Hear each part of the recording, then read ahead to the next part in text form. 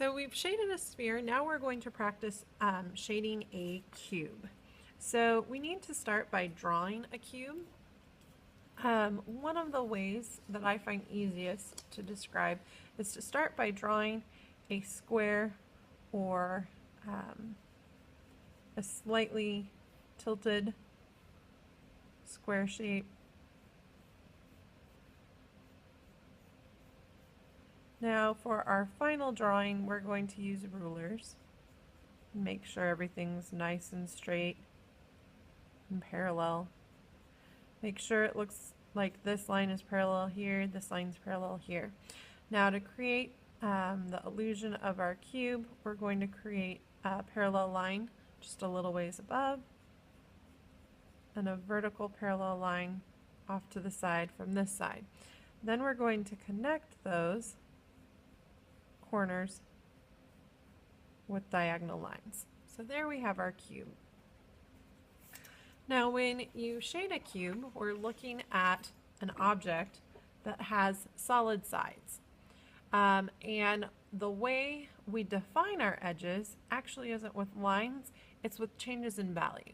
So if we look, if our light is shining down from above, our top of our cube is going to be the lightest.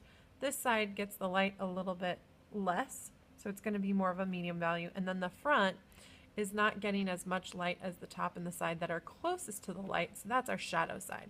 So this, I would say, is our highlight side, our midtone side, our shadow side, and then of course you can see the cast shadow coming out from it. And if you look, you can see kind of the shape of a distorted cube in the way that the light is cast. So we're going to do the same thing with our cube. We see that our light is up here in the top right, so again we're going to keep this lightest, medium, darkest values. You might remember I like to start with my darkest values, so I'm going to start by drawing where my reflection is. Remember, sometimes you can't see the reflection, but we're going to go ahead and include it now. I'm leaving just a very thin sliver on the opposite side of my light source that I will leave white, and then I'm going to fill this whole area with my ebony. So remember, ebony has the softest lead, so it's going to give you the darkest values. So I'm going to press hard here, right along that edge. I'm going to go all the way to this line up here to really define this side of my cube.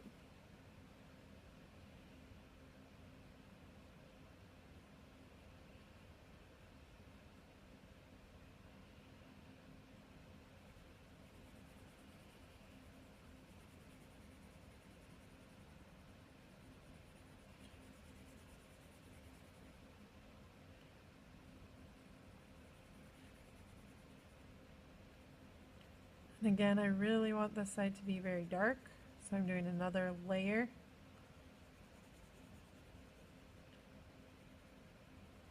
I might lighten the pressure a little bit as I start to work to the top right, but this should still be my darkest values of my cube. So my next side I'm going to move to is my midtone side. I'm going to use my 4B for this side, and I'm going to keep my pressure fairly light. Remember, this side here closest to my shadow side might just be slightly darker. I do want to see a clear difference between the sides, and I'm not really seeing that at the moment. So that tells me one of two things. Either I'm making this side a little bit too dark, or I didn't go quite dark enough here. So I'm just going to use my 4B and add another layer of graphite there to help make my shadow side just a little bit darker. And by doing that, now you can see there's an edge here because of how I've used my values. I don't have an outline, it's just because this side has a different value than this side. Now for my top here, I'm going to take my eraser and erase my outline so I can still see it, but it's really light. And then I'm going to take my 2H pencil to do my shading on the top of my cube, and I'm just going to barely touch my pencil to the paper. I want to keep this very, very light.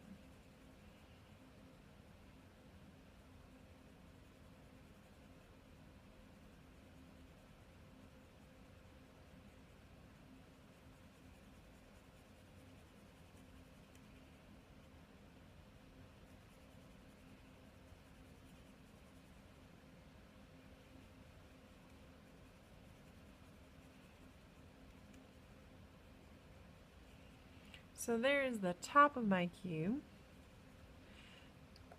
Now I'm going to draw my cast shadow. Remember, my light source is up here, so my cast shadow is going to follow the opposite direction. If we glance at our examples, we can see again it's coming out from the base corner, stretching the opposite way. It comes out from the side as well.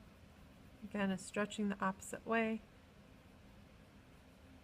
And then sometimes you see the corner of the cube, or sometimes it's more of a slant when I'm looking at my example.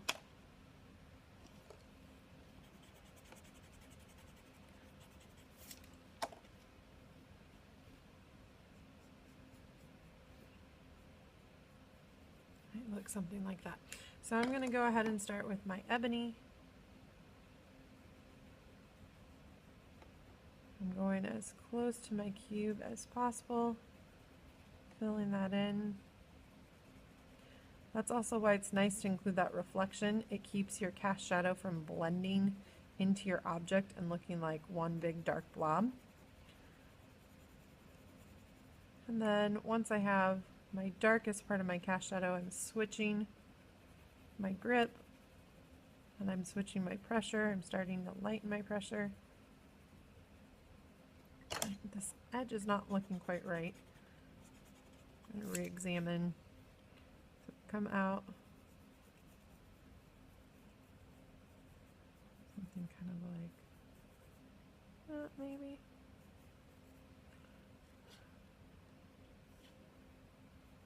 Corner.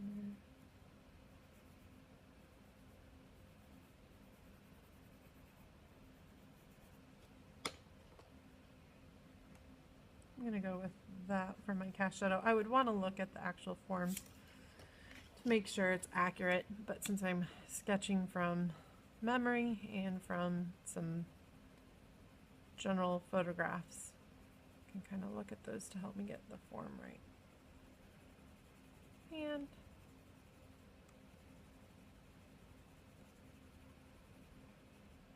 there's my cube. Now I'm going to go back in and blend. I'm going to go ahead and blend. Remember, don't press too hard with the blender or it'll transfer graphite. Be very careful along your edges.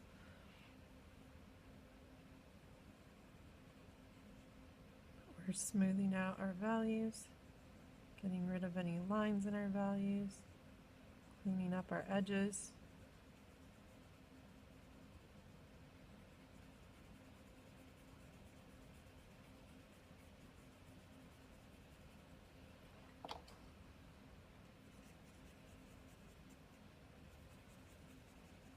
And I am barely touching the blender to my lightest value. Be careful that it doesn't change your values that you're seeing like that. Ooh, I don't want that to happen.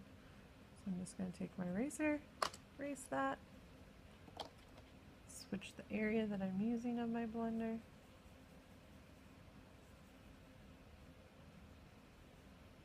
And then I'm going to blend my cast shadow.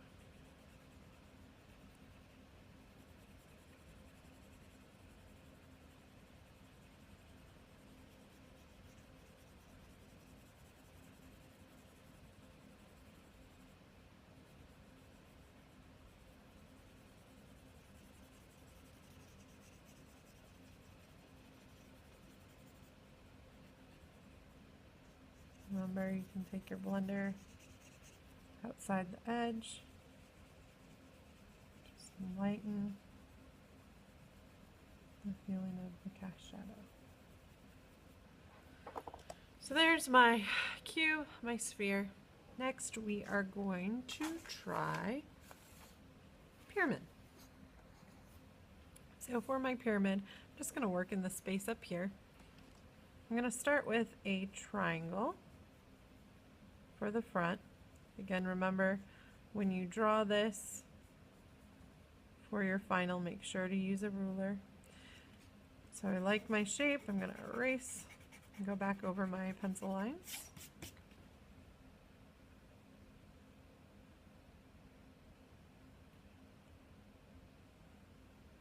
Then for the side, I'm going to draw a line that's angled.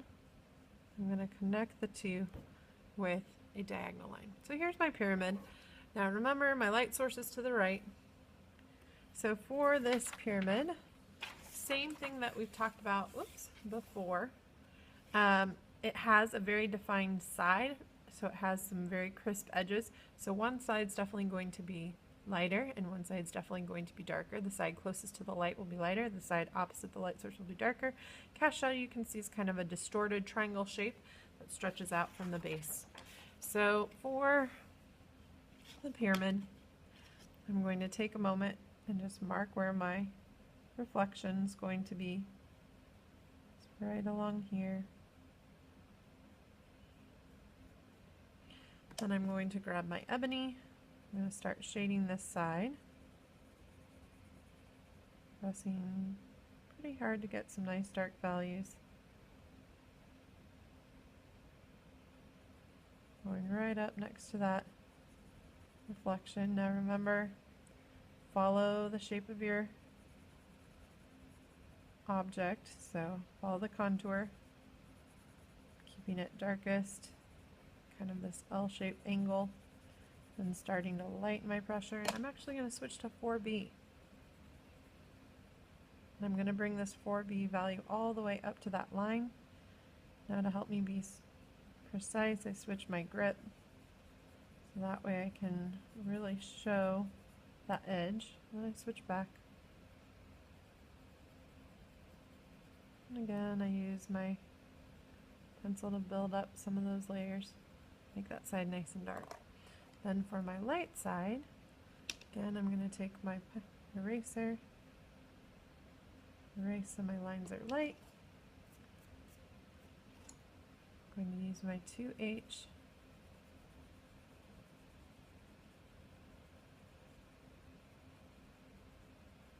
I'm going to use that to define that side of my object. Now if you're seeing a highlight, remember you can leave it white, or you can come in with your eraser and leave a little bit of white showing there. So now I need to show my cast shadow. So I'm just going to grab one of my pencils. Like we talked about, the cast shadow stretches out from the base and it goes opposite. And it'll come from the upper part. It's stretching out opposite. It might go off your paper, and that's okay. It goes opposite your object or your light source.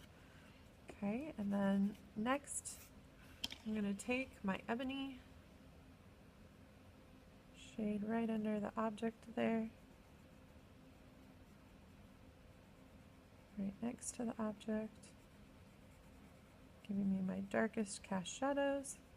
And I'm going to start to lighten my pressure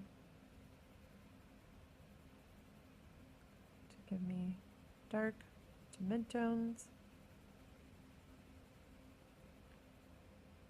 and then to my lightest values. So there's my cast shadow. I'm going to go ahead and grab my blender,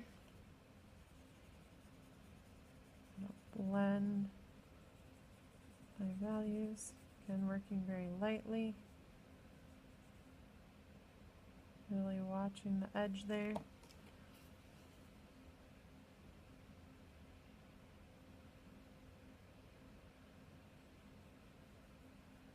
I'm very careful about what part of the blender I'm using here for my lightest. leaving a little bit of that highlight showing. Then blending my cast shadow. Whoops. You can go outside the edge a little bit and make it nice and soft. If you lose your shape, you can always kind of touch it up, come back in with your blender.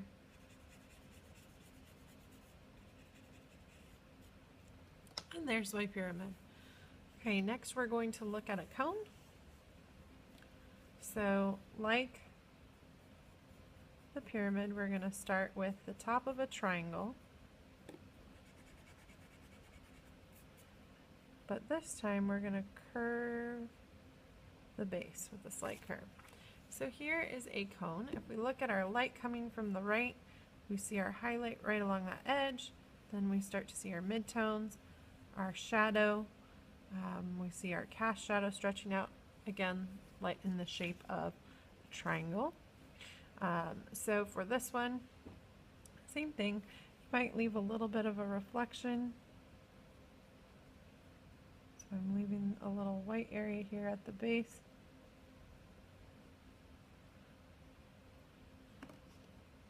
Then I'm going to switch to my ebony.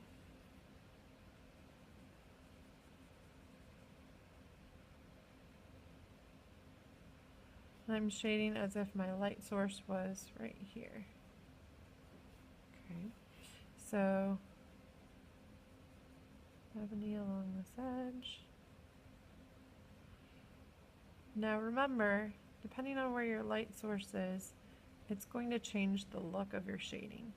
So if my light source was right above, it'd be lighter here. You wouldn't see as many shadows, and your cast shadow would be very short and right underneath the object. So the cast shadow, the length of the cast shadow depends on how close the light is to the object, the angle of the light to the object as well. So really, best thing to do if you are shading geometric forms, set up a form, have a very defined light source, turn off all the other lights, and look to see what happens based on the location of your light.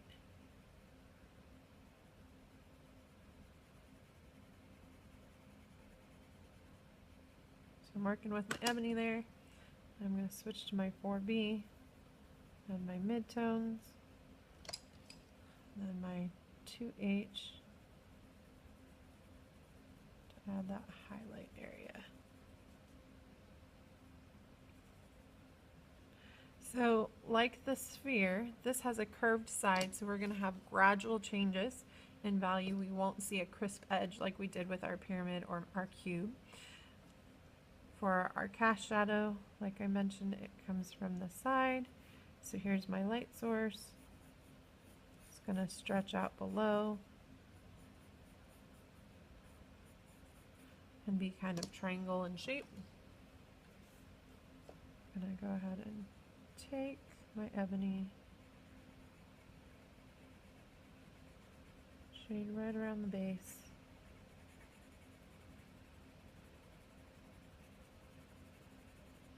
And remember, as you work your way out, lighten your pressure.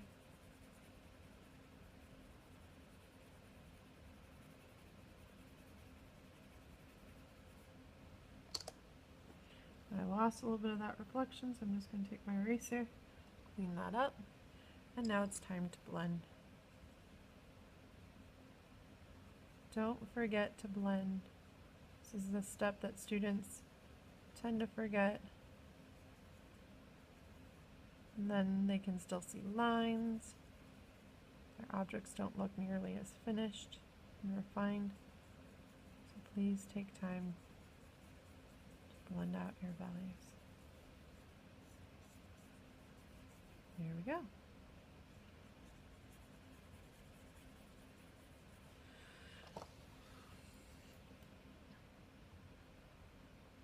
Okay, and our last form that we are going to look at today is a cylinder. Whoops, here we go, cylinder.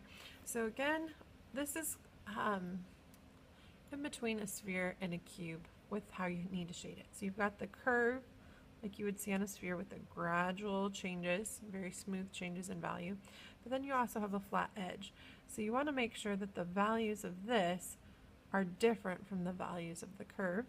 And then you can see we have almost like parallel lines with a curved top to it for our cast shadow.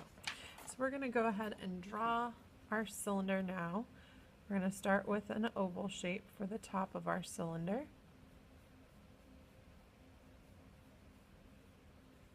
And then I'm going to erase a little bit the cast shadow there. We're going to have two parallel lines that come down on either side. Now here's a common mistake that students make. They draw a flat line there. That is not how we want to finish our cylinder. Remember, parallel lines are key whenever you're drawing geometric forms or drawing something in perspective.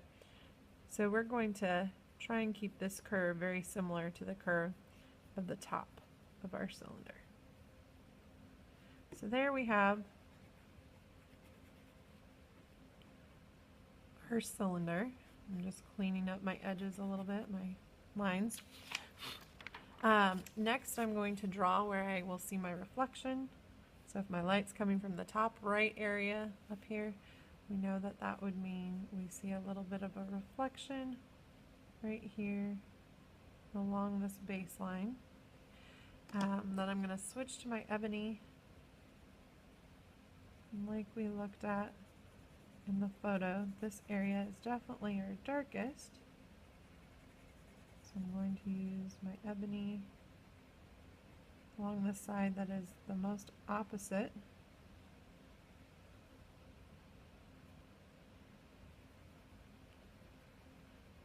I'm going to shade. And we actually see quite a bit of darkness right up along this edge because it's in the shadow. The light's hitting the top of the cylinder more than it is the side. Now as we get closer to the right side, we are going to start to lighten our pressure a little bit so we can start getting those midtones. But to me this doesn't look quite dark enough, so I'm going to go back in and darken it up. Now I'm going to switch to my 4B. Just go in and add some of those mid-tone values. I'm going to bring a little bit of this shadow I'm seeing there up. I think I went a little too far with that dark, so I'm going to just take my eraser and lighten that. Come back in with my 4B. Help redefine that edge. I'm going to go with my 2H.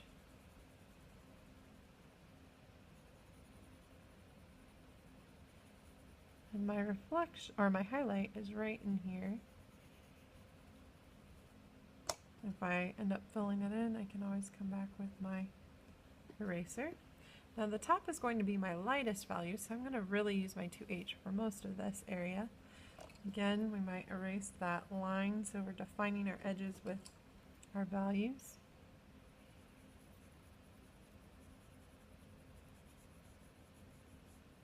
Now if you were shading your background, that might also help define the edges with value.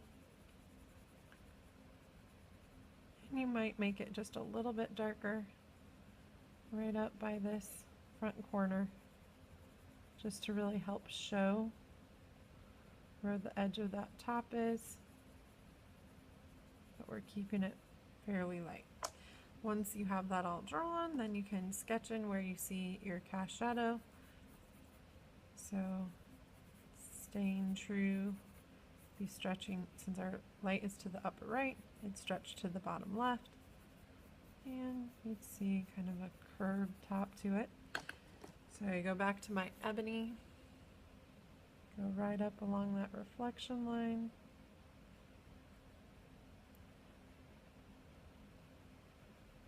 Right along that edge there with the ebony. Remember, that's the darkest area of our cast shadow because it's closest to the object.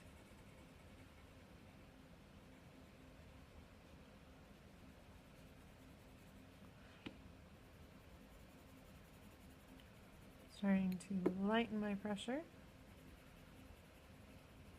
as I work away from my object.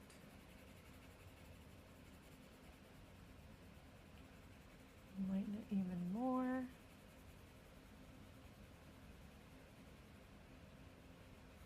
So my cast shadow looks something like that. Now I'm ready to blend. I grab my blender. I'm going to really use that point to define those edges. Lost a little bit of my reflection, but that's okay.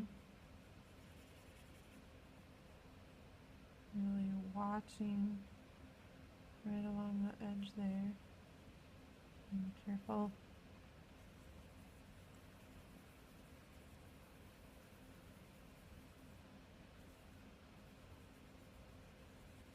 Remember, if you need to, if you lose your highlight, come back and erase it. Erase along your edges if you need to.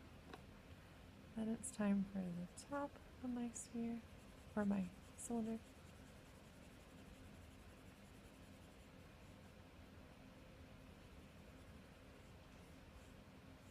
And lightly define it this way.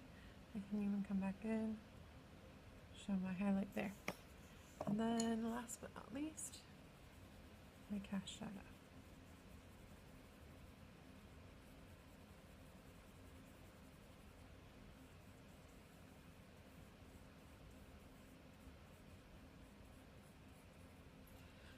And there you have geometric forms shaded.